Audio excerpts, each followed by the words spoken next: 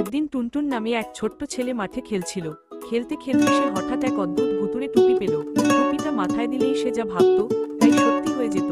টুনটুন প্রথমে ভাবল, ইস, যদি একটা বড় লাড্ডু পেতাম। সঙ্গে সঙ্গে তার সামনে আকাশ ছোঁয়া লাড্ডু এসে পড়ল। টুনটুন খেতে গিয়ে বুঝল এত বড় লাড্ডু একা শেষ করা অসম্ভব। তারপর সে ভাবল, যদি একটা হাতি এসে লাড্ডুটা খেয়ে দেয়। মুহূর্তে একটা হাতি হাজির হলো, কিন্তু হাতি লাড্ডুর বদলে টুনটুনের টুপি খেয়ে ফেলল। টুপি খাওয়া মাত্রই হাতি কথা বলতে শুরু করলো, ধন্যবাদ টুনটুন, এতদিন আমি লাড্ডুর স্বপ্ন দেখতাম। এবার গ্রামে শুরু হলো হুল্লোড়। কথা বলা হাতি সবাইকে জোকস শোনাতে লাগলো। কেউ হাসতে হাসতে গড়িয়ে পড়ছে, কেউ আবার অবাক হয়ে ভাবছে, এ কেমন মজার হাতি। টুনটুন বুঝলো তার টুপির দৌলতে গ্রামজুড়ে হাসি খুশি ছড়িয়ে পড়েছে। শেষে টুনটুন বলল, হাসি আসল জাদু, টুপির প্রয়োজন নেই। হাতিও রাজি হলো আর তারা দুজনে গ্রামকে হাসির দেশে পরিণত করলো। নীতিকথা, হাসি সবার মন ভালো করে, আর সুখ ভাগ করলে তবেই তা বাড়ে।